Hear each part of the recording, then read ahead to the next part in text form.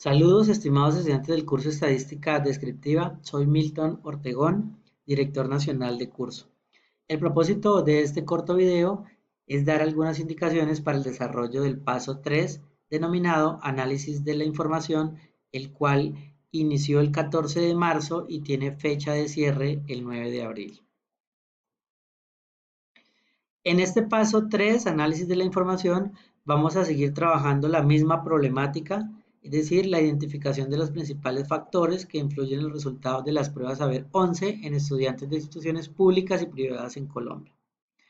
Las temáticas que vamos a desarrollar en este paso son las medidas estadísticas univariantes. Por tal razón, vamos a trabajar solamente con variables cuantitativas. A esas variables cuantitativas le vamos a calcular y vamos a interpretar la información de las medidas de tendencia central, las medidas de posición, las medidas de dispersión y las medidas de asimetría y apuntamiento. Las medidas estadísticas univariantes, como su nombre lo indican, son estadísticas que se realizan a una sola variable, una por una, es decir, vamos a analizar variables cuantitativas, pero de forma univariada. Estas medidas estadísticas se clasifican en medidas de tendencia central, que son las más comunes, digamos, las que más utilizamos, y entre otras se encuentran la media, la mediana y la mora. Hay otras medidas que son las medidas de posición. Para calcular estas medidas hay que organizar los datos de menor a mayor y nos van a brindar información porcentual de las características que estamos estudiando. Estas medidas son los cuartiles, deciles y percentiles. Las medidas de dispersión, que como su nombre lo indican, miden qué tan dispersos se encuentran los datos con respecto al promedio. Entre ellas están el rango, la varianza, la desviación estándar. Y finalmente, las medidas de asimetría y apuntamiento que nos van a permitir dar unas características específicas en función de la distribución de los datos. Acá es importante mencionar que para hacer análisis estadísticos no se deben estudiar una a una de estas medidas, sino para que sean unos análisis mucho más eficientes, tenemos que hacer los análisis y las conclusiones teniendo en cuenta todas estas medidas.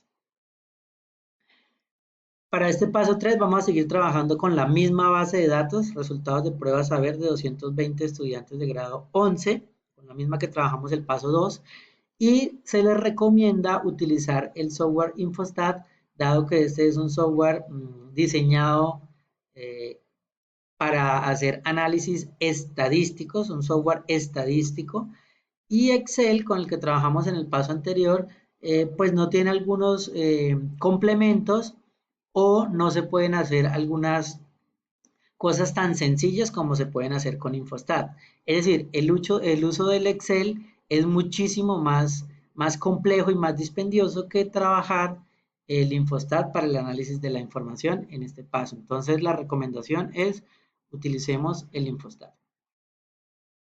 ¿Cuáles son las actividades que vamos a desarrollar en este paso 3? Lo primero es hacer un mapa conceptual en el cual vamos a resumir las medidas estadísticas univariantes mencionadas anteriormente, pero ustedes van a profundizar en una de ellas, ya sean las de tendencia central, las de posición o las de dispersión. Esta actividad es individual, todo el trabajo es individual y al igual que hicimos en el paso 2, vamos realizando la actividad y vamos subiéndola en el foro del paso 3. La segunda actividad es las medidas estadísticas univariantes para la variable discreta. Entonces, cada estudiante va a seleccionar una variable cuantitativa discreta de la base de datos. Cada estudiante va a trabajar una variable diferente, ¿sí? Y a esa variable le va a hacer una caracterización, es decir, va a construir una tabla de frecuencias para datos no agrupados. Recuerden que si ustedes toman una variable en donde no se repitan muchos datos, pues no tendría mucho sentido realizar una tabla de frecuencias. Vamos a revisar eso. Vamos a calcular las medidas de tendencia central, las medidas de posición, las medidas de dispersión, de asimetría y vamos a representar gráficamente esa variable que hayamos elegido. La actividad 3 es hacer una caracterización, pero para una variable cuantitativa continua. Entonces vamos a seleccionar de la base de datos, cada estudiante selecciona una variable continua distinta y vas a proceder a hacer el análisis de esa variable. Por ser continua, tiene unas características especiales, como por ejemplo que la tabla de frecuencias se realiza para datos agrupados, es decir, aquí ya aparecen intervalos, se analizan a través de intervalos. Para construir los intervalos, tengan en cuenta que hay que estudiar la regla de Sturges, hay que mirar lo que es la amplitud de cada intervalo y algunas otras herramientas que nos van a permitir construir esa tabla de frecuencia. Entonces, por favor, revisen la bibliografía. Vamos a construir histogramas y polígonos para esa variable cuantitativa continua y vamos a calcular las medidas de tendencia central, de posición y de asimetría. Finalmente, y lo más importante, es interpretar todos esos resultados que obtengamos de esas variables. ¿Por qué? Porque realmente el software Infostat permite calcular de una manera muy sencilla los valores, pero las conclusiones las tenemos que hacer nosotros. Entonces vamos a fortalecer cómo sacar esas conclusiones pensando siempre en nuestra problemática, que son los factores que influyen en los resultados de las pruebas Saber 11. La actividad 4 es consolidar la información. Entonces vamos a, como hemos subido las actividades una a una, ahora vamos a consolidar en un trabajo el mapa conceptual, el análisis para la variable discreta, el análisis para la variable continua. Ese es el informe descriptivo.